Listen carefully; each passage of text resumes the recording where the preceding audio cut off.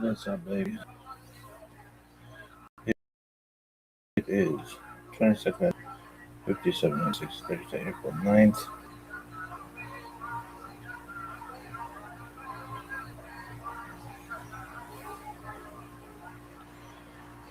$57.86.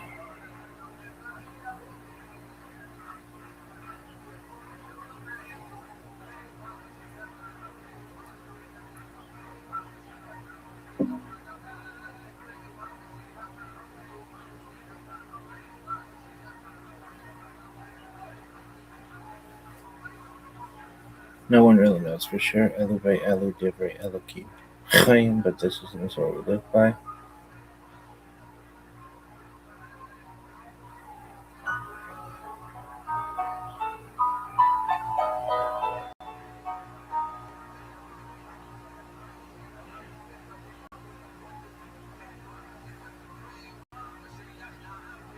I'm Dr. Justin Sledge. 3761, creation of the world, birth of Adam and Eve, Chava. 3631, 130, Seth, son of Adam, was born. 3526, 2, Enoch, son of Seth, born. Is getting a handle on just how those ideas developed over time.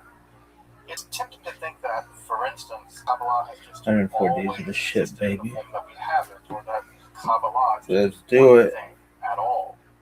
Of course, neither of these positions is really tenable. Such notions developed greatly through the ages and are still developing.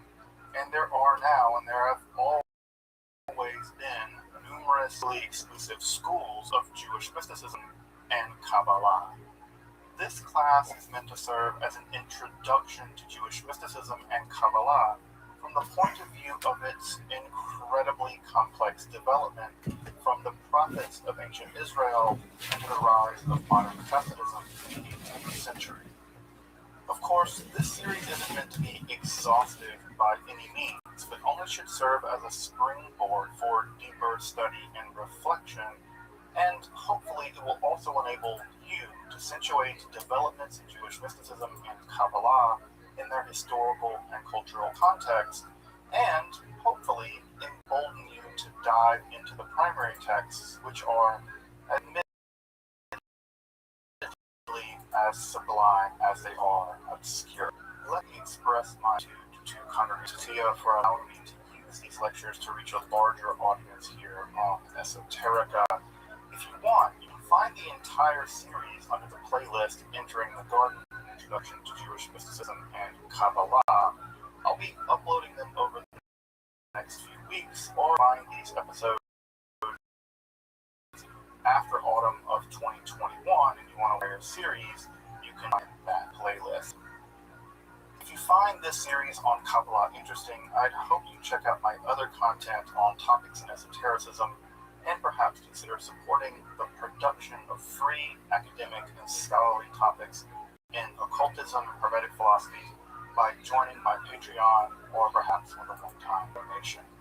You can find those links below, and I really appreciate your consideration. Now, let's enter the garden of Jewish mysticism and Kabbalah. Folks, well, welcome back. We're going to get to, in some ways, the high watermark of the Kabbalah tonight. Because its glorious formulation has basically become Jewish theology. And that's something I think that, you can't really shake a stick at that. It's a really incredible thing that fundamentally one guy, in many ways, formulated how Jews all over the world understand their God, understand their scriptures, understand the world that they live in. And it's a glorious version of the Kabbalah. It's so deeply embedded in Judaism that phrases like Tikkun Olam, a phrase that I bet everybody in this class has heard a dozen times. Shuls have Tikkun Olam committees. This idea comes through many ideas that are commonplaces in Judaism really emerge from Gloria. And so I will get to his ideas. Now, Austin will deal with his ideas for a couple of reasons. The first reason is that most of his books aren't translated into English. The vast majority are not translated into English. And even the books that remain in Hebrew are so technical and so difficult that I had to admit, often can read pages of these books and still not know quite what the world's going on. These books are very, very difficult, and part of how Lury's Kabbalah developed was people trying to make sense of what in the world he was talking about. And so part of what happens is that the books are very complicated, and that the complicatedness it has its own life. So we'll talk about that in a little bit as we get to Santuarium. But to rewind a little bit, to talk about this period that I sometimes refer to as the interregnum, that's the period after the composition of the Zohar, but before the rise of Luria and Kabbalah. What we have is that in that period, Kabbalah did not spread very quickly. It was a very underground, it was a very elite, it was a very hush-hush kind of thing. That's not to say people aren't publishing things, talking about published ideas, but there was no desire to make it public. It was a very hush-hush, elite, esoteric, very much so. And by 1492, with the Alhambra decree, which declared that basically all Muslims and Jews had to leave Spain or convert, you have the Kabbalah transforming from being a very elite, very inner, very inward-looking, very secretive, to the Kabbalah actually becoming imbued with a very eschatological, as it has to do with the end of the world, and very messianic meanings. And so in the aftermath of the disaster that was 1492, Kabbalah is going to branch out into the world, and it's going to become popularized. And many of the refugees who fled from Spain were actually saved by a Muslim leader, which I don't know why that doesn't get more press, but it should. Bayezid II was the Muslim leader of the Ottoman Empire that basically sent his entire fleet to Spain and saved as many Jews as he could. Not because he was a great guy or anything, he may have been that too, but he realized that you get all your doctors, lawyers, and scientists out of a country. Of course, he wanted them, and he was right to do it. The Ottoman Empire was a huge boom importation of the refugees after the 1492 Alhambra decree, by the way. Also notice that Spain did terribly good in many ways in the aftermath of that either. So many of these Jews are going to settle in the Ottoman Empire. One of the main places they're going to settle is going to be in Salonika. Salonika and Warsaw have been traditionally known as the only two Jewish cities in the world. And so Salonika and Greece is going to be one of the places they're going to settle. But many of the Kabbalistically inclined people are actually going to move to the place they're most familiar with, at least in their sort of imaginary landscape. And that's up in the Galilee at a place called Sfat near Meron. Shimon Bar Yochai is the traditional author of the Zohar, was thought to be there. Meron and Sfat are Safed, where new forms of Kabbalah began to emerge. Kabbalah began to be popularized. This is a very important moment in the history of Kabbalah. You teach it publicly at some level. There are classes you can take on Kabbalah.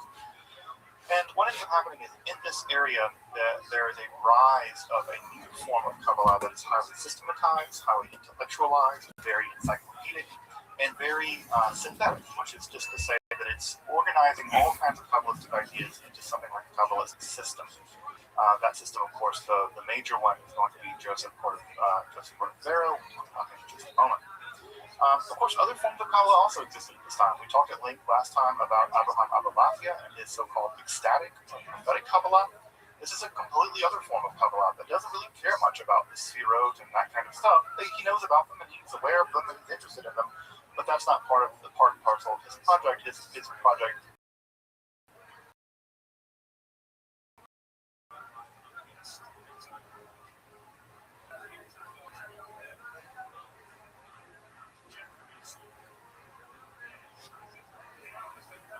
is a kind of intellectual communion with the divine, and that's accomplished by a wide range of things like breathing techniques and focusing in on Hebrew combinations of Hebrew words and various kinds of mantra-like structures.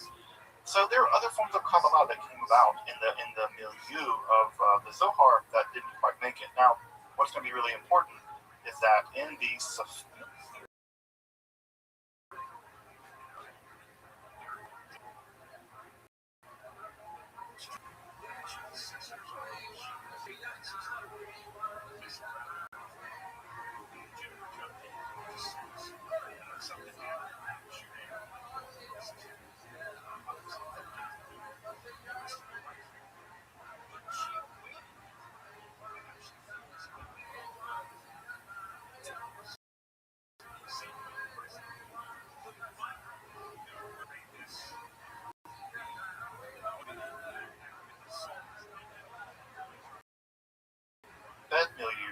the Sefedian form of Kabbalah, Isaac Luria and his student Chaim Vital reincorporate some of Abulafia's ideas, and that's going to basically save Abulafia from oblivion.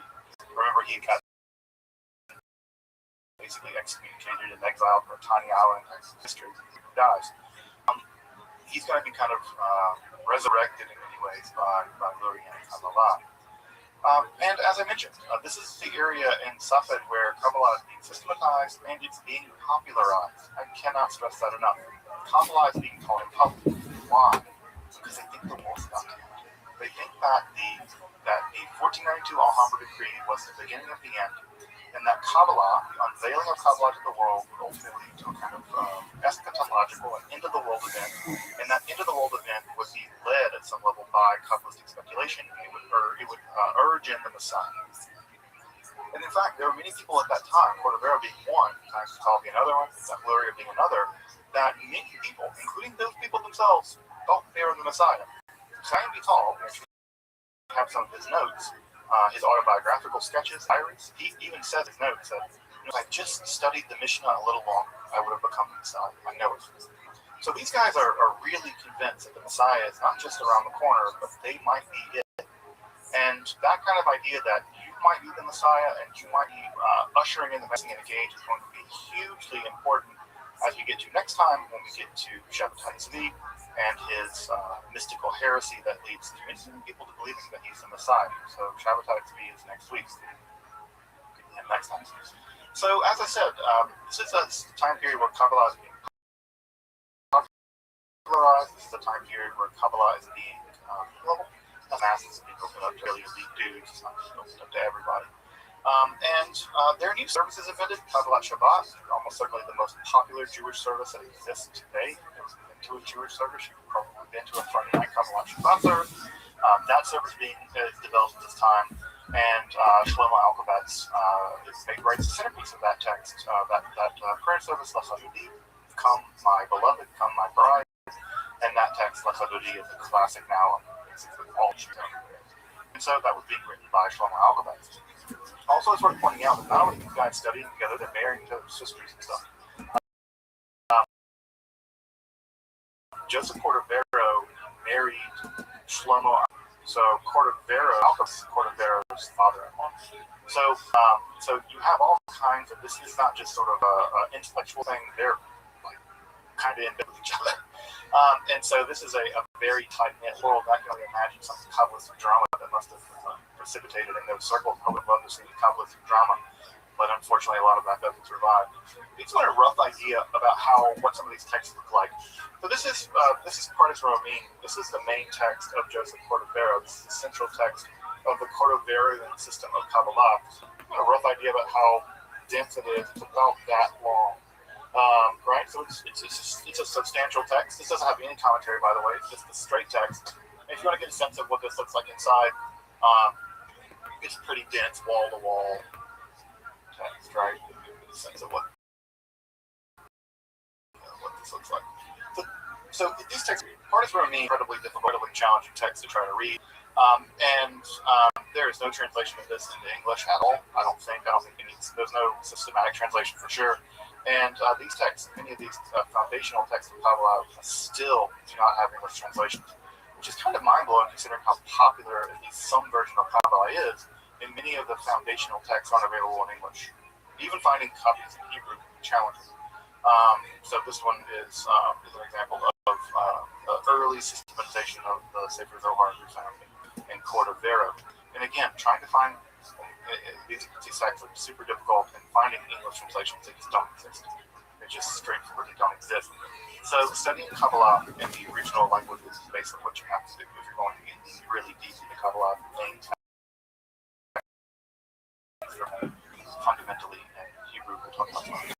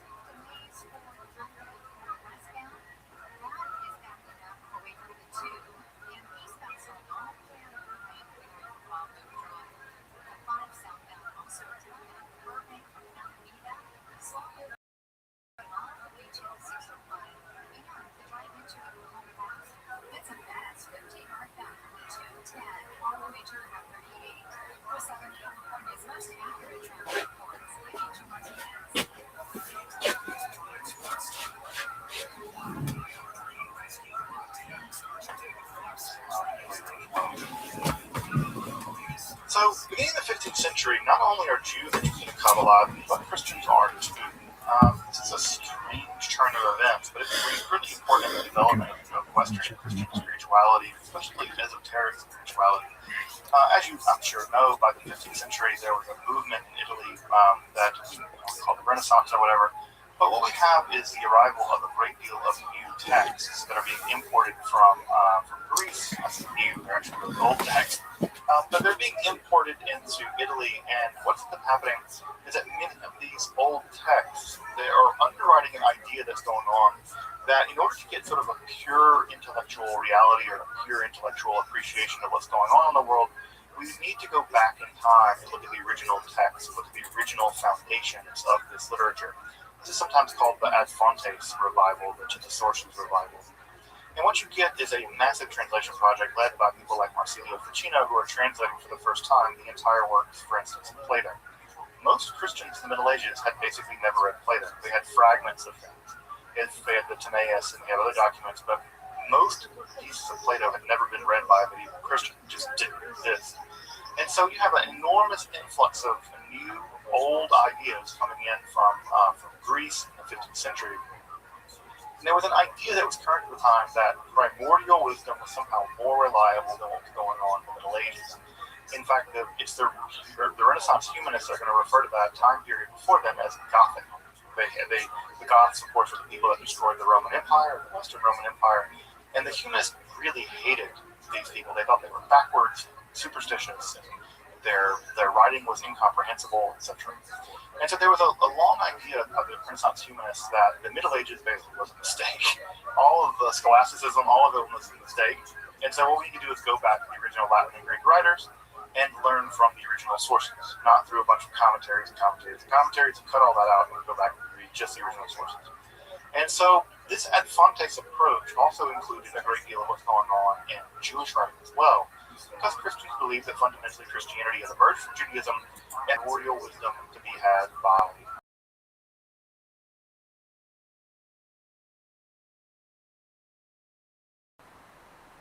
and that primordial Christianity had not quite covered. And so Kabbalah seems to be primordial wisdom given to Moses at some level, and then transmitted to Shimon Bar Yochai eventually transferred into the Sefer Zohar. And so the idea is that the Kabbalah was one form of this primordial wisdom, along with Zoroastrianism and Plato and Hermes Trismegistus and these sort of figures. And so there was an idea that Kabbalah had secrets that had been preserved by the Jews, but the Jews had preserved them, but they didn't understand them. Because, of course, the Jews are backwards, blind people who reject the Messiah and don't understand anything. And so the idea was the Jews had all this Kabbalah, but the Jews really didn't understand it. And so these Christians really began to turn their attention to the Kabbalah, and they began to recruit non-Jews, that is to start Jews, former Jews who have converted to Christianity, are Jews who are kind of amenable to this sort of humanistic project. And so we have converted Jews, converso folks like Lysias and Euphrates, and we also have just Jews who are just kind of cool with learning together, folks like Yochanan and Elneno. And what ends up happening is that many of the texts of Kabbalah slowly begin to be translated from Hebrew and Aramaic into Latin. And as those texts begin to get translated into Latin, Christians began to see that, one, there's something really interesting and really captivating about the Kabbalah, and two, they begin to believe that the Kabbalah actually proves the truth of Christianity. And so they use it not just as a way of accessing primordial wisdom, but also part of what is sometimes referred to as the Latin polemical tradition, where Jewish texts are marshaled against Jews in the interest of converting them. And so the Kabbalah is actually mined for all kinds of Trinitarian ideas. The first three Sefirot are actually the Father, Son, and the Holy Spirit, and all kinds of other ideas where the basic structure is that underneath the hood of Kabbalah is actually a kind of mystical Christianity. The Jews just can't see it.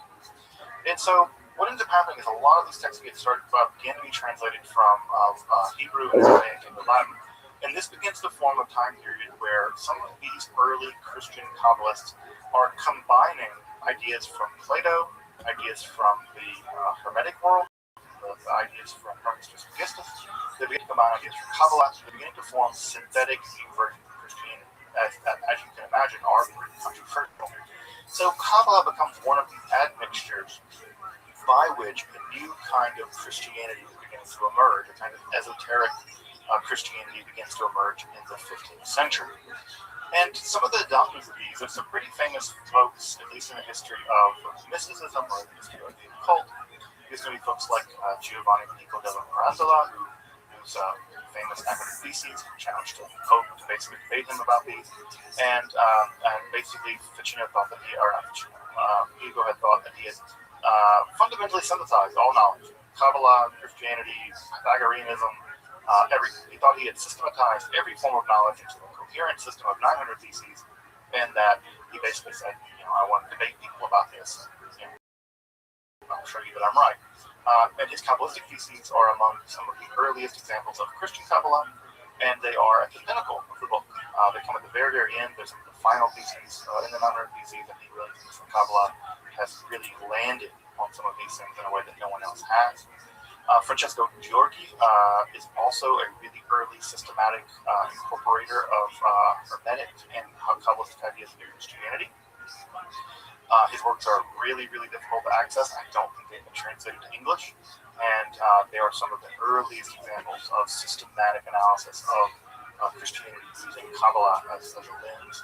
Athanasius Kircher, of course, famous German polymath, also integrated Kabbalah in his, and his version of the Tree of Life at age time has gone on to basically become the standard one in the Christian occult world, or the occult world more generally, when folks who exist in places like the Golden Dawn or in Hermetic orders, often the form of the Kabbalah they're inheriting is actually traceable back to folks like Athanasius Kircher or to Johann Rothschild. Rothschild also a very important scholar of Hebrew, perhaps one of the greatest scholars of Hebrew in the Renaissance. And his two works, De Refugio and De Kabbalistica, are systematic presentations of both Kabbalistic ideas, but also Kabbalistic texts translated in their entirety into Hebrew. Many non-Jews whose first encounter with Kabbalah was almost certainly going to be a translation of the Kabbalistica, and that, or another version is another text is Kabbalah Devigata, the Kabbalah Unveiled, by Christian Rabbi Rothschild. You see a bunch of the guys are Germans. The Germans were pretty interested in this. In fact, many people have made the argument that the Protestant Reformation had its origins in this kind of touch with Kabbalah.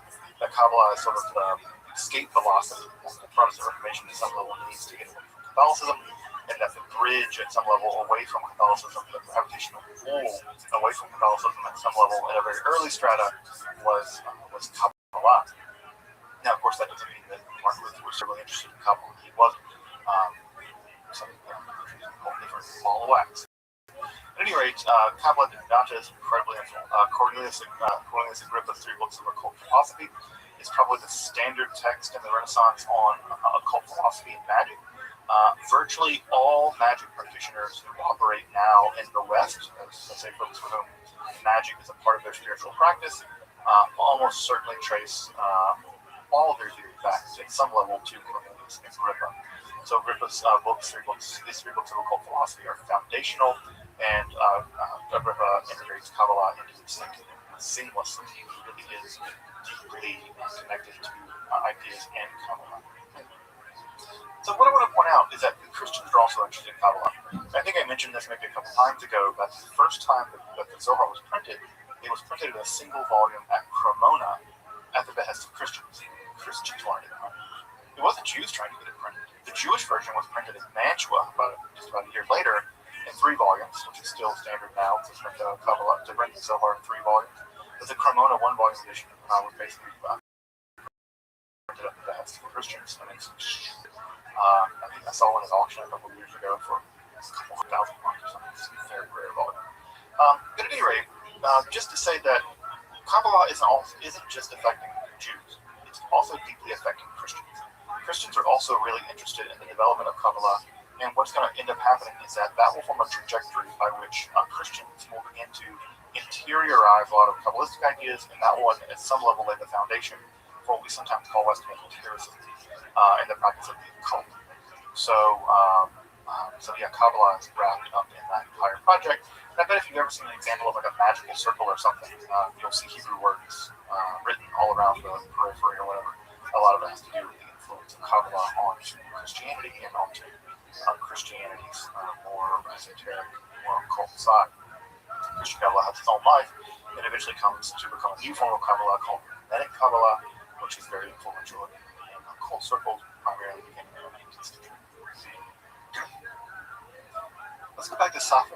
Right? Let's go back to Safed. Safed's really the stage that we're the stage where all this is playing out. So Moshe ben Yaakov Cordovero is going to die, as all people do, and so his death in some way signals the end of one process, one cycle of Kabbalistic development. And I will say that you can, in some sense, divide Kabbalistic history into two big phases. The first phase is from the early Kabbalah and Sefer Zohar all the way to Cordovero. That's one section of Kabbalah. The rest of Kabbalah can be divided into everything after that. We are all living in the shadow of what comes next. And what comes next is Luria. Luria arrived actually at Safed from Jerusalem. He was originally born in Jerusalem, although he grew up primarily in Egypt. He arrived at Safed, according to the legend at least, on the very day that Cordovero died. And allegedly he saw as the funeral train was making its way to the graveyard, which you can still go see Cordovero's tomb in Safed. I've seen it, right there. You can make your way to Cordovero's tomb, and the funeral train allegedly, as Luria said, he saw a pillar of fire rising in front of the funeral train.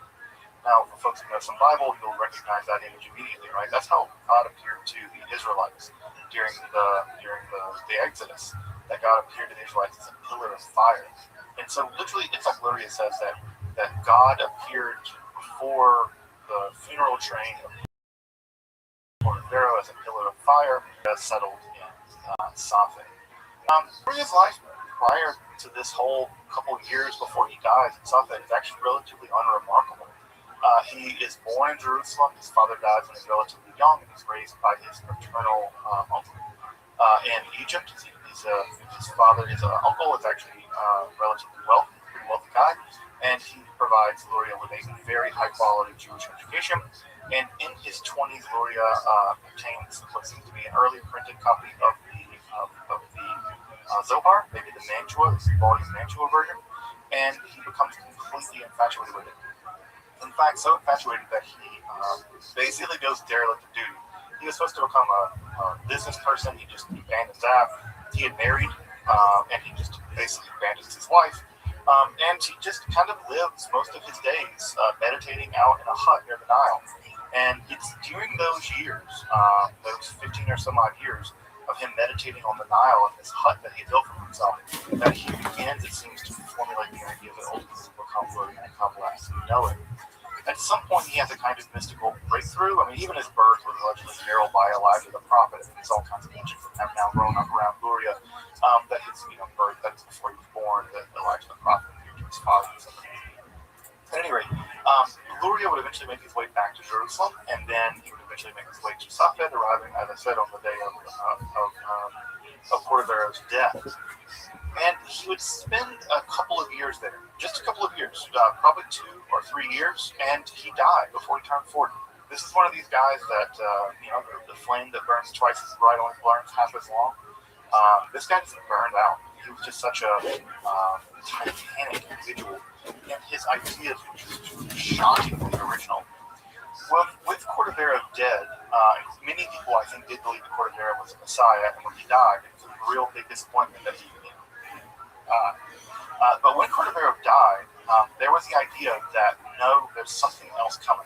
Cordovero was a herald, maybe kind of like Elijah for the coming Messiah.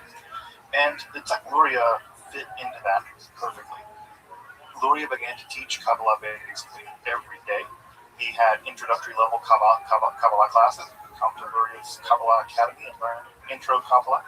He also began to develop an inner circle of people that he began to teach his own ideas to. And the inner circle was composed of several students. We know a good bit about those students. And what's weird is that he seems to have taught different versions of things to different students. And we know that because they say so, that some people were allowed some things, and some people were allowed others, and some people got some part of the system, and some people got others. And we can see this in the publications because, for instance, one of Luria's students, Israel Saru, who doesn't really get any credits and anything, and no one really paid attention to him because of Chaim Vital. But Israel Saru was one of the earliest publishers of Chaim Vital's works, or Isaac Luria's works rather, and he published them in Italy and popularized them. And so a big part of what's going on with Isaac Luria is that Luria really wants Kabbalistic ideas popularized. That's probably part of his sort of general messianic program. He believes in a very intense way that the Messiah is a hair's breadth away, and that if Kabbalah gets out there, it will usher in the Messianic age immediately. That kind of Messianic fervor is going to prove to be a disaster here in the system. So, Messianic fervor is almost always going to be a disaster. At any rate, he began to build the inner core of people, and then he died. He died. He died like 2 years into being in Safed. And so his death wasn't, he was always kind of sickly, so completely shocking. But after his death, his two most important students would be Israel Saru, who I mentioned a moment ago, and the other, of course, the much more important student, at least historically, is going to be Chaim Vital.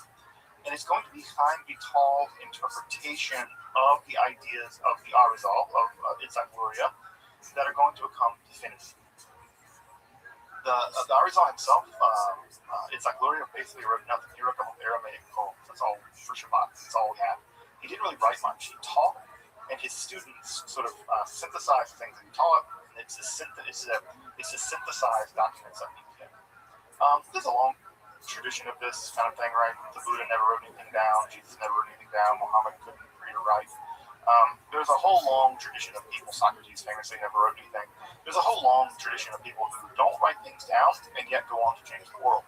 So if you really want to change the world, don't write books. Writing books is a surefire way that you will not change the world. You have to be a charismatic leader and don't write anything. Just talk to people. And if you talk to people and you're charismatic enough, they will do all the writing for you. And, and again, it's like Gloria was always there in Safed for 2 or 3 years. And he managed to make this kind of decisive through his student Chaim Vital. So, what do we know about the system of Luria and Kabbalah? Well, I'm going to go ahead and tell you right now, I'm not going to be able to systematically go through every part of it because it is incredibly difficult and morose in its details. But the main thing to know about it is that whereas Cordovero was moving in a much more rationalistic, much more intellectualistic, much more systematic direction when it comes to trying to unpack the ideas of the sacred Zohar, Luria is much more interested on the mythos of the Zohar. He's much more interested in the evolving process that the Zohar seems to describe about how God goes from being infinitely recessed to becoming present in the world. And so Luria's main shift is that he's going to shift away from trying to systematically analyze every aspect of how reality was constructed, but rather focus on the unfolding, the dynamic unfolding of reality and the mythology of that unfolding. And it's the mythology, and I say mythology, I don't mean falseness or like the Loch Ness Monster as a myth, but it's the doing of it that really matters to him. Because for Luria, the entire drama of the unfolding or the evolution of reality as we know it isn't in the past, it's always present to us. And so in a way that the Cordovero might describe that the events of the unfolding of the universe via the Sephirot are events in the past, the primordial past. For Luria, time is really weird because for him it's all happening at once. It's happened back then, it's happening now, and at some level it's kind of happening in the future, and the future is kind of reaching for us to redeem us. And so even notions like time become very weird in the Lurianic system. So what we get is that he's primarily interested in what I might call the mythological structure, the genesis of reality, and as that development is comprehensible at any given moment in the development of humanity or of God.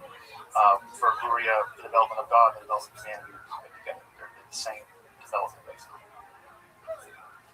His system, as far as we have it, is a really highly developed system of analyzing reality. I can't say that it's always terribly coherent, and I certainly can't say that I always understand. But what he's focused on, what his core is what often gets called the order of development or the order of evolution. this is often referred to as the Seder Ishtatlut, the order of evolution. In fact, the Ishtatlut is actually a standard modern word for evolution, like winning evolution. So it's the evolution of reality. Now, just again, these evolutionary models are constructive, right? Because at some level, biological past is inside them. That is to say that you contain all kinds of things in your DNA from what we used to be. We're not apes like the apes before us. We contain DNA fragments of those apes. The past is still with us, or as Bill Faulkner said, that the past is with us. And that's true also for Floridian and Kabbalah. The idea is, yes, there were things that happened in the primordial past, those things are current to us now. They're still happening. And so what we get is that there is a sort of spiraling cycle of aggression. That is to say, the world is coming into being, the world is emerging as such, always emerging as such. And further, right, it's also regressing. It's also going back to the way that it was. So there is an incredible dynamism in the Lordianic system where you kind of don't know quite where you are in time, in space. You don't quite know where you are even in righteousness. So there's a kind of constant movement to and fro, where the world is on the one hand becoming exiled, and on the other hand becoming redeemed. And so the Lordianic system, part of what makes it so difficult is that at the heart of the system is this dialectical structure where everything is happening all at once and everything is also being erased all at once. And so it's very difficult to figure out at what moment something is happening, because at every moment, everything's always happening. And so knowing exactly what's going on in the system is very complicated, because the system is so dynamic. It's almost like a fractal, that the more you zoom in on a region of the fractal, the more the entire fractal reproduces for you. And so the system is very, very fractalized like that. And so it's often difficult to know exactly what's going on. But let's go over some of the core ideas of Zaccharia. The big first idea is his concept of Tzimtzum. Tzimtzum was an idea that was developed by Cordovero, actually. In fact, Cordovero was a teacher of Zaccharia for a brief time, 1570 maybe. And so Cordovero had to solve a problem. The problem is, well, how do you get from an infinite God whose light reaches every metaphysical, ontological aspect of reality, God's being, so it must occupy every point within that infinity? How do you get to an idea that there's a gap? How do you get to the idea there's a place where God isn't in order for the world to be? Because it can't be the case that God is completely in fullness when the system is full, and you can't have a world. You can't have the Olamot. You can't have the worlds. So God has to create an emptiness, a divine emptiness, a vacuum. And what God does is God contracts some region of God's self. I use words like region, but again, these spatial concepts are not accurate. But God ontologically contracts God's self. And that ontological contraction creates a void. And that void is both surrounded by God and yet is not God. It's a kind of gap or a vacuum. Always imagine like when you have to you gain a couple pounds and you need to get in some old pants, so you like suck your belly in and tighten your belt real tight. It's like God sucking in God's belly to get his belt on or something. I don't know how to. I always imagine that image for some reason. So God creates this void, this Tzimtzum, and into that Tzimtzum, into that void, into that contraction, that will be where the Olamot appear. The Olamot are the four worlds that comprise our reality. We do not have access to God's infiniteness. We just don't. We're finite. We do not have access to God's infiniteness. And so what we do have access to is what's left over from the process of filling that void. Now, how does that void get filled? Well, it's almost like a laser. God concentrates some of God's light. God finitizes some of God's light. And that finitized light, that finitized existence of God is permitted to enter into the void. And when it enters into the void, it cascades into the void. And that cascading, as it moves from the primal source of the divine into the void, it begins to weaken, so to speak. And as it begins to weaken, as it teeters down into the void, as it flows down into the void, it begins to weaken. And as it weakens, there are strategic parts, or the decisive parts in the weakening of the light into the void, just like if you you shine a laser, it's only going to be so powerful, only going to reach so far. The further it gets, the wider it gets, and the more it begins to break down and begins to fade away. God shoots that light into the void. This is also found in the Zohar. And as that light goes in, it begins to break down.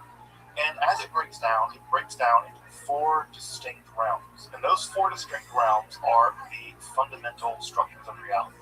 The first one is Adam Kadmon. Adam Kadmon is the primeval body of God. It's the way that we imagine God to be. It's this, when you think of God as a person, what you're imagining is Adam Kadmon. It's the first primeval glimpse of God as a being. Because before that, God is just infinite light, and God is utterly unimaginable. The first glimpse is Adam Kadmon, sort of like a negative image of God on board. The next layer down is the realm of absolute, or emanation. Then down further is the world of Beriah, right, where God is becoming more and more concretized, not yet physical, but more and more concretized. And then we get to the world of formation, where God is recognized. And then finally we get down to the world of Asiyah, and we are actually in a subsection of the world of Asiyah, and that sometimes is called the 5 world, and the 4 world, because our physical reality is distinct from all other 4 worlds in the world of Asiyah. So the 4 worlds, the Olamot, are the ontological registers of reality. And what Luria imagines, and the reason why he imagines these 4 worlds, is that every single time there is a movement within the Godhead, an evolution in the Godhead, a change in the Godhead, that change has to be understood as a logical, dialectical progression of how God is mutating, how God is changing. Because every time God interacts with something, that image of God, that aspect of God alters. And so what we get in the world of the various registers of reality is we get entirely different branches of the sphere of. Now, I might pull this up when we get to the Q&A later, is that one thing that makes the organic system so mind-bogglingly complicated is that every register of reality has its own separating structure. And inside of every spherot is more spherot. And so there are spherot inside of spherot inside of spherot. There are spherot on the backside of Ra, which is the Sitra Achra, the world of evil. It is again, for folks who are familiar with mathematics, it's like that anytime you zoom in on any register of reality, you begin to see that the entire system of reality is reproduced over and over and over and over again. And you have these enormously complex, what are called ilanot, or tree systems. And those really complex ilanot, or tree systems, describe the various spherot as they're interacting with each other at these various registers of reality. We can't go into the various levels of reality in our time, but each one of them is distinct, and each one of them is a moment in the development of the Godhead. Now, some folks who have some background in philosophy, folks who had some background perhaps in Hegel, this is going to sound really familiar because if you remember the logic of the progression of the logic in Hegel, Hegel actually commends Kabbalah as prefiguring his logic. Now, I'm not sure if that's an indictment of Kabbalah or not, so depending on what you think of Hegel, but Hegel's system of the unfolding of reality is deeply influenced by the Lurianic sort of folding out structure of reality. Now, as God's light begins to travel through the void, what ends up happening is that the very structures that emerge to hold God's light, the very moment of the divine, as the light gets further and further and further into the void, the very structures that are meant to hold the divine light can't. They're just too far away. It's just like, I don't know, it's a moment where you feel yourself, you're holding on to something right, and you feel yourself slipping off. There's a moment where you just let go. And that let go moment, the moment where the spheres, the actual vessels that hold God's light, because they've gotten so far away from the original source, they don't have enough energy, they don't have enough dynamism, they don't have enough of tisuk, they don't have enough strength to hold God's light, and they shatter. And that shattering, the shtirah, the shattering of the vessels, is as it falls in, they overpower the vessels, right, and they shatter. It's like putting, folks ever seen this, right? You take a really cold glass vessel and pour really hot water into it, right? Or, I'm sure you've seen folks, right, throw hot water on a cold windshield because people don't know any better. But imagine, right, hot water being poured into an ice cold vessel. The ice cold vessel is the vacuum, the void, the simsum, and when you pour the lightning hot rays of God into it, the vessels just shatter. And that shattering forms what are called klipot, shards. And these shards of the vessels, these shards are characterized by disharmony and disunity. They're broken aspects of the divine. They're aspects of the divine that are localized, just like if you'd imagine taking a part of your own personality and breaking it off of you. So just imagine your curiosity, right? You took pure curiosity, which is a pretty good trait, and broke it off and made it its own thing. Pure curiosity is a disaster. Because anything that's purely curious is going to get yourself killed, it's going to hurt people, it's not going to have any ethics, it'll just experiment on people. And even love, right? Pure love, if you take it away and put it with no checks at all, it's too much. Any aspect of the divine, broken away from the divine, and then given its own reality, will always be too much. No matter what it is, whether it's God's wrath or God's goodness, whether it's God's curiosity, whatever, none of these things can exist on their own. And the shards of these vessels, according to Gloria, become evil. But because they're localized, intense versions of the divine, they shouldn't be allowed to exist on their own, and because they shouldn't be allowed to exist on their own, they go haywire. And these become evil in the Lurianic system. This is the origin of evil. The demons of the world are the shards of the vessels that once held God's light. Because they're just out of control. They're completely disunited, completely unharmonious. And so they're sort of like extreme versions of God. And so these demonic aspects of the Lurian system are these potent, and they are the object of a process called tikkun. And I bet you're already beginning to hear, right, where we're going to get to next, by the idea of tikkun olam. Well, we are right at the very end of that system. The entire giant system of God Tzimtzum and God pouring God's light in, the entire process of shattering of the vessels, we are at the very limit of that system. And so at the very limit of that system, right, it's like a rubber band, right? As you stretch a rubber band out, let it go, it flies all the way this way, and it flies back. We are at the very end, the receiving end of all of the divine system. We are at the very bottom of the system, and we are the part of the system that begins to move back up. Right? We are the system, we are the part that moves things back up. And what happens is that we recognize, Lurianic Kabbalists recognize, that the shards of the divine, the klipot, can be rectified by engaging in the magic of the Torah. Again, Itzhak Luria is not sort of a hippie mystic. He says, no, you repair the world, metaphysically repair the world by engaging in the metaphysical act of engaging in following God's law. Because the divine law, the Torah is the system. It's like the source code of all realities. And if you follow it, and if you do it correctly, it fixes reality. Reality is broken at some level. And so the fix is, according to Itzhak Luria, the very strict following of the Jewish law, of the Halakha, and of the Torah. So by following the Torah, you repair reality. And this is where the phrase tikkun olam comes from. You are repairing the world. Now, I know that most folks hear the word tikkun olam and think something like helping people who are charity or something like that. But for Itzhak Luria, it's not just a fixing the world in terms of the social ills or doing social justice stuff. That's, of course, part of it too.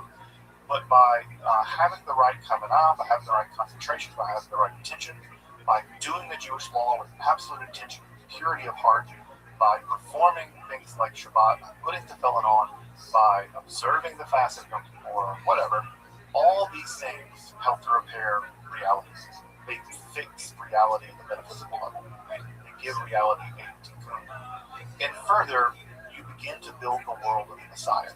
Because for the Lurianic system, the act of reparation, the act of repairing the world, begins to sort of build the world in which the Messiah can emerge. And at some level, you can imagine that Messiah is kind of the keystone of the entire process. The Messiah is the person who will turn the key. We will build the world worthy of Messiah. The Messiah will come and turn the key, and they will unfurl the final redemption. And so it's by repairing the world that we prepare the world for the possibility of the Messiah. And this idea is going to have enormous impact in the history of Judaism. If you ever hung out with folks in the Chabad Lubavitch movement, and around Chabad people who light candles, felon, you can be be walking around New York and I'll have some guy like I'll stop in the street like, hey, you put your phone on today? And I'm like, no. He's like, can you put your phone on now? Why would they bother you on the street to put your phone on? It's not because they're trying to do you a favor. They're trying to engage into Islam. They think that every Jew, whatever that means to them, who can engage in the process of Islam and put the phone on will usher in the days of the Messiah that much more quickly. And so they're trying at some level to accelerate, right? One can think about Kabbalistic ideas or learning in Kabbalah, the kind of Jewish accelerationism. The world is broken and they're trying to accelerate the process by which it's repaired. And you accelerate that process by engaging in spiritual warfare against the Klipot and by binding and then repairing the Klipot in a way that allows you to basically accelerate the process by which the Messiah comes. And if you read Chaim Vital, he really does think that he definitely thinks he's a Messiah. He just thinks that he has to be a little bit more righteous. If you can just be a little bit more righteous, if you just think about that woman, right, when he was praying, if you just didn't think that dirty thought, if you just memorized a little bit more Mishnah, that would have been revealed as the Messiah. He would have emerged as the Messiah. This is an idea you see him constantly in his journals. Chaim Vital simultaneously manages to be both incredibly self-deprecating and also incredibly arrogant. I guess that tends to go hand in hand.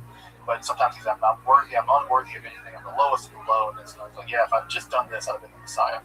So the idea is that the Messiah is right around the corner, and it's the result of this process of time. Now, of course, that idea's got retrofitted in sort of liberal Jewish circles for social justice, but in the classical Kabbalistic world, it has everything to do with strict obedience to Torah. Another key innovation in the Lurianic system is that Luria is really obsessed with some of the more bizarre sections of the Zohar.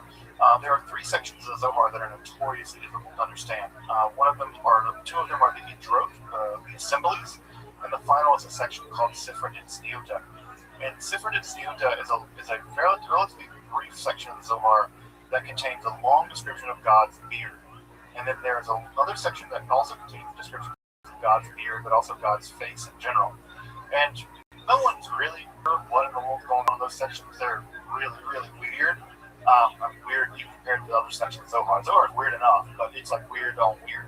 And it's like Luria develops a systematization of this idea of the movements within the divine face. That the divine is actually reflective of metaphysical changes in reality. And that the divine face are the countenances, the parts of Fim, that these parts of Fim are arrangements of the Sphirot, and those arrangements of the Sphirot are indicators of certain kinds of changes and developments within the divine.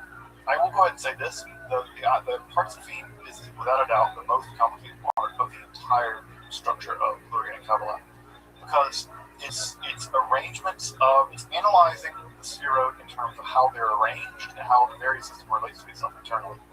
And it is just completely difficult to understand. I still struggle trying to figure out, I know what the various configurations are, I know what Ima and Chaim or whatever, I know what the structures look like, but when you begin to analyze how they move and change in relationship to other mystical stuff going on in the Arizal system, it just becomes a maze. It just becomes a maze. So I have a real difficult time keeping track of what's going on in this sort of inner development of the Godhead. But what's important to note is that for Luria, God is not a thing. God is a process. And God is changing all the time. So when God tells to Moshe Rabbeinu, right, I'll be what I'll be. Luria takes that really seriously. God is changing. God is a process. God is not a thing. God is a process. And that process is reality. And we are part of that process. And just like you get angry, so does God. And just like you get, compassionate, so does God. And that the change of God from angry to compassion, or the change from a normal state of affairs to being angry, that change in your emotions can be mapped. And so ditto with God, a change in God's emotional life can be mapped. And those mappings of God's emotional psychology or intellectual psychology are the parts of it. It's a very complicated part of the inner psychology, inner divine psychology. It's a really complicated stuff.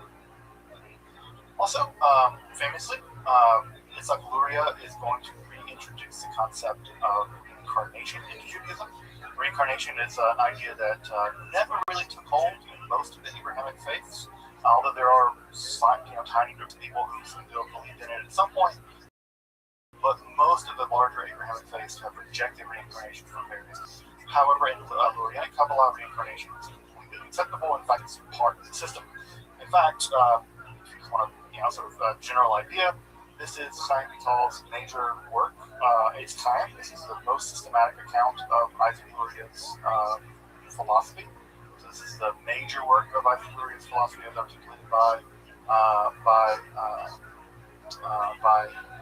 Chaim Vital, and this is the standard now 2-volume text on reincarnation by Chaim Vital's The Teachings of Isaac Luria on reincarnation.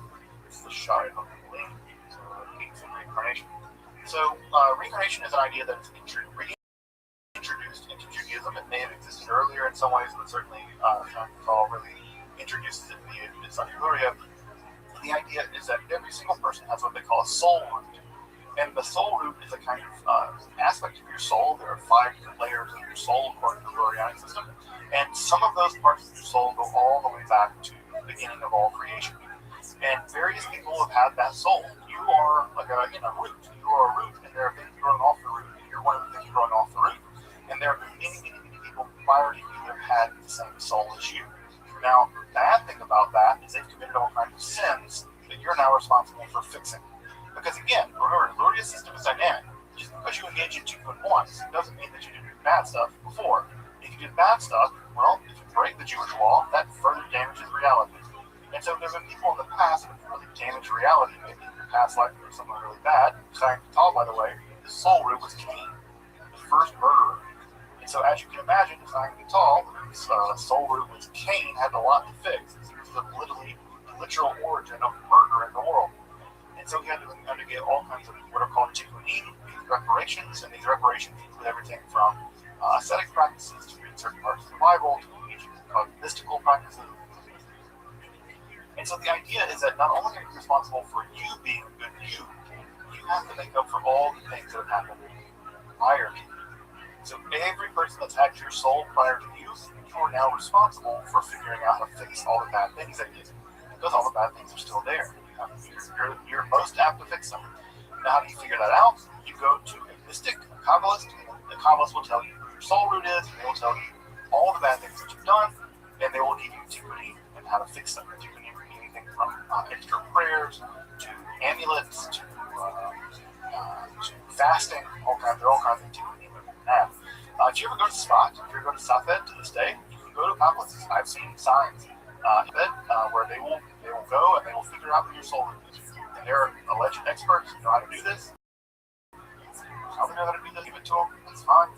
And they can figure out who your soul root is, and they will tell you that your soul root was Lamech, and you have to make this sins, and you are inheriting these sins, and these are the kind of tikkunim that you need to do, reparation you need to do to fix the sins of your past lives.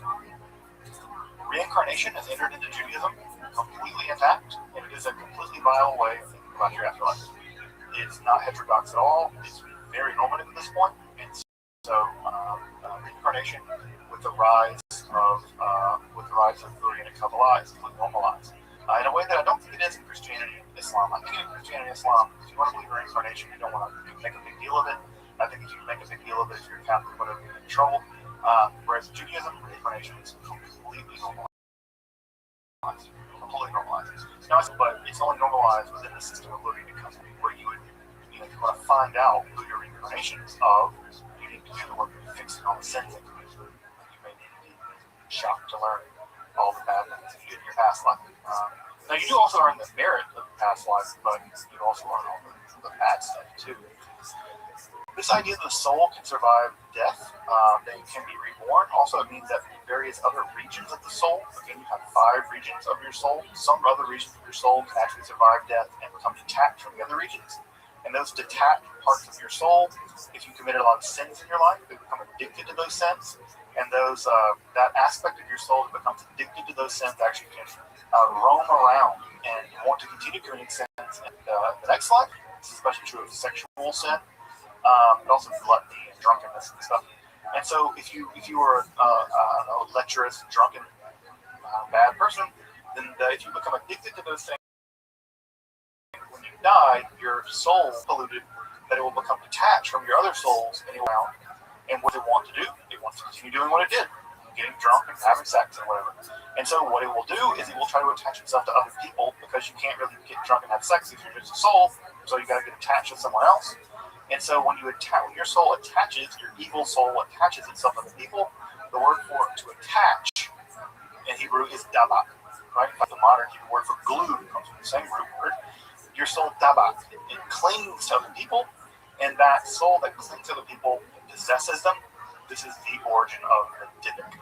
The Dybbuk is the evil version of your soul, it's the evil aspect of your soul that roams around and tries to attach itself to the people. And the very earliest exorcism stories that we have in Judaism are actually from Satan. In fact, we taught a whole class on spirit possession in Judaism.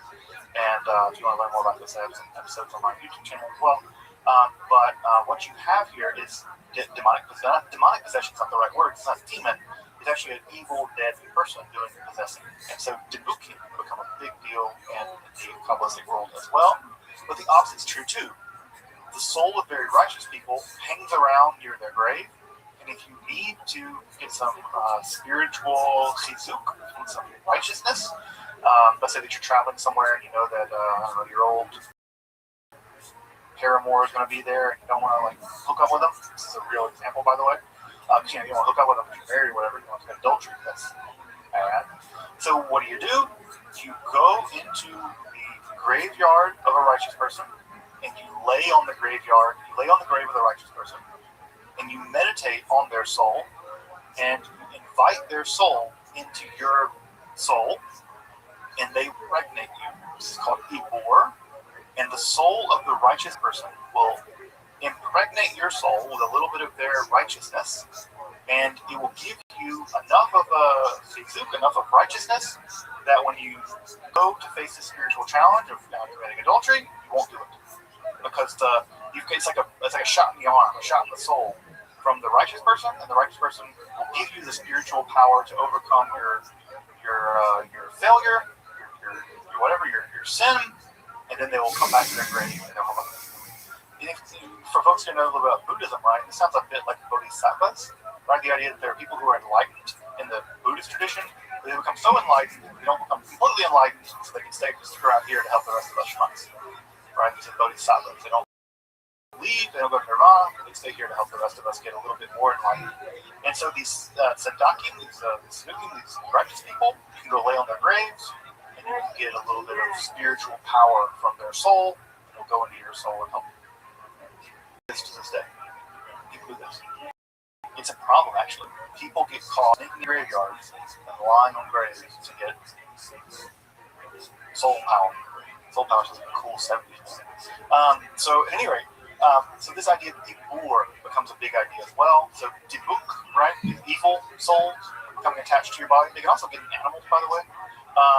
They don't like to be in animals. Apparently it's not good in there, but they want to get in people. And Chaim Vital, by the way, also became one of the earliest exorcists in this whole tradition. And by the way, he failed. He also get the Dybbuk to leave, and then as soon as the Dybbuk left, he will come back and repossess the person and kill them. And so there's all kinds of great Dybbuk stories. If you've never seen the movie The Dybbuk, it's one of the great classics of Yiddish film. Filmed in the 30s. In fact, many of the people that were in the film died in the Holocaust.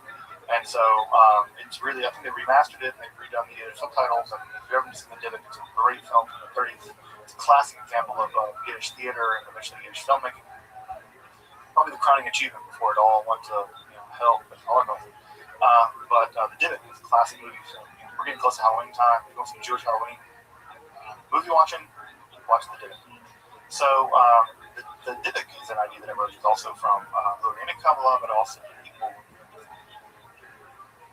As I said a minute ago, Lorrainic Kabbalah becomes just Kabbalah. If you've ever studied Kabbalah, you've heard this term, Tikkun Olam, right? You've heard of the world of Atzilut, the world of Asiya. You know that the soul has, the Yechida, and Neshama, and Ruach, and all the various parts of the soul. Lurianic Kabbalah just became Kabbalah. It absorbed all other previous forms of Kabbalah, whether it's Abraham Abulafia's Kabbalah, whether it's Cordovero's Kabbalah, whether it's other forms of Kabbalah, it absorbed them all, and in some ways transcended them all. It abolished them all, and it ascended above them all. And by both eliminating all of them and then conglomerating all of them into one thing, it became a new thing. And that new thing basically has become Jewish theology. If you've ever read books of Jewish theology, modern books of Jewish theology, they are almost always derivative of Yitzhak Lurin's Kabbalah. And that's true of Hasidic people. That's true of Messianic people, the opponents of the Hasidic people. That's true of hardcore Jewish rationalists, people like the Vilna Gaon, right? He's a hardcore rational guy. Also hardcore Kabbalists. Kabbalah, Lurianic Kabbalah, is at some level just Jewish theology. Now, what's ironic about that, we'll talk about this more as we wrap the class up in a few weeks, why aren't these texts available then? If at some level, Tikkun Olam and all these ideas are just basically now part of our theological landscape of Judaism, why is it that you just can't go buy a copy of Eitz Chaim in English? Why is it you can't just go buy a copy of Cordovero's Parties for Rabbi in English? Why is it that the entire 15-volume Kitvei Ha'ari, collected works of the Ari, are not translated in English? There's a reason for that. And we'll get to that in a few weeks. There is a really important reason for why that is. It has everything to do with liberal Judaism. How liberal Judaism decanonized Kabbalah. It rejected Kabbalah. And that's part of what made liberal modern Judaism is the amputation of Kabbalah from Judaism. Now that's changing, but it's not changing in the right way. Because the way it's changing is changing in the sense that Kabbalah's ideas are being imported. They're being imported haphazardly. And the original texts are not being consulted, they're not being really translated. And so modern Jews who are interested in Kabbalah don't have access to it. And that's a disaster. It's a real disaster. I mean, imagine if the works of Thomas Aquinas just weren't translated in English. You would have to rely on old Latin editions and stuff like that. It would be a mess. Well, that's what basically we have. It's as if Thomas Aquinas had the influence he did in the Catholic world, but no Catholics have access to his actual works in a reliable translation. It's a mess. It's a real mess. So, and again, this is a standard volume of Eitz Chaim in Hebrew. You will not. There's no English translation. There's no translation. We'll talk about why in a few weeks, but there's just not one. It's a mess. It's a bad situation. So, at the end of the day, Yitzhak Luria's version of Kabbalah wins.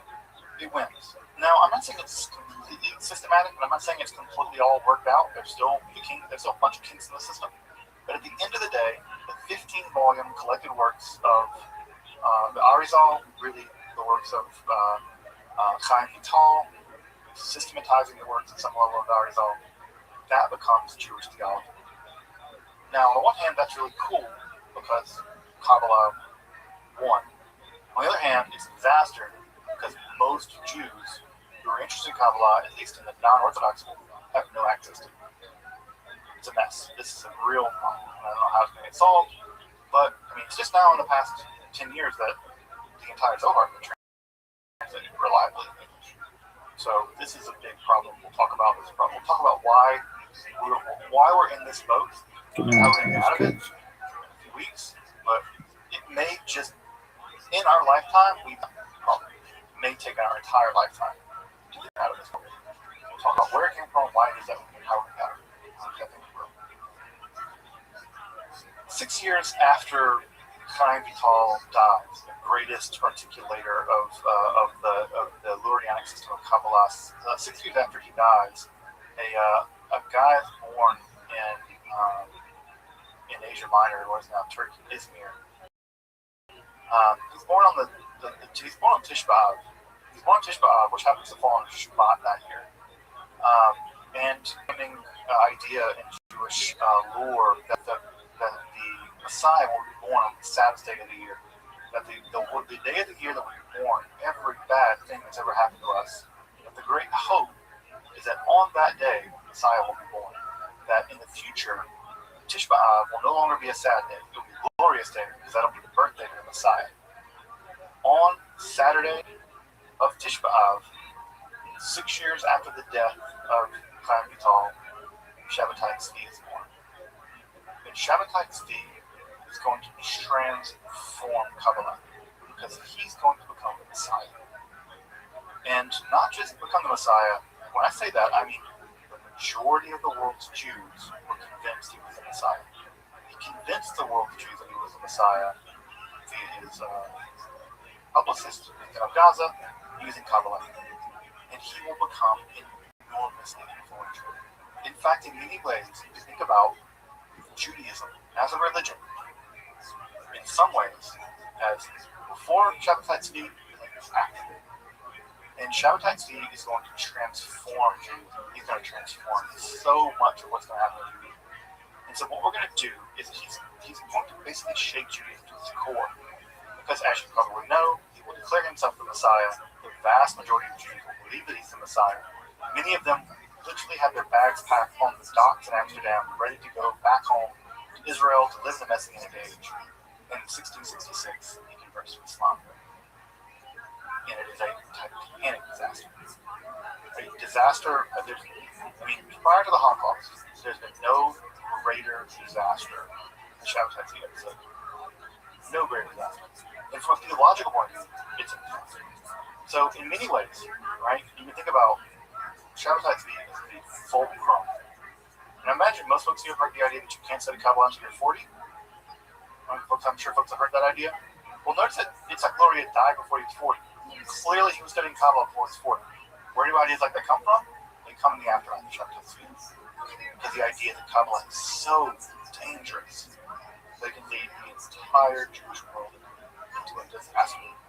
And that disaster, Kabbalistic disaster, will be heralded by Shabbatai Tzvi, the false Messiah. We will turn to him and his arguments for his messiahhood next time. So Shabbatai Tzvi, and also Frankism. Frankism is a derivative of Shabbatai Tzvi. So we'll turn our attention to Shabbatai Tzvi and what is sometimes referred to as mystical heresy. It's kind of like on off the rails. Totally off the rails. So we will deal with Shabbatai Tzvi and his so-called messianism. Welcome back, and thank you for joining me as I explore the garden that is Jewish mysticism and Kabbalah. Again, if you'd like to support my work in providing accessible, free, and scholarly content on Alright, 11's my audio file. Go fuck yourself.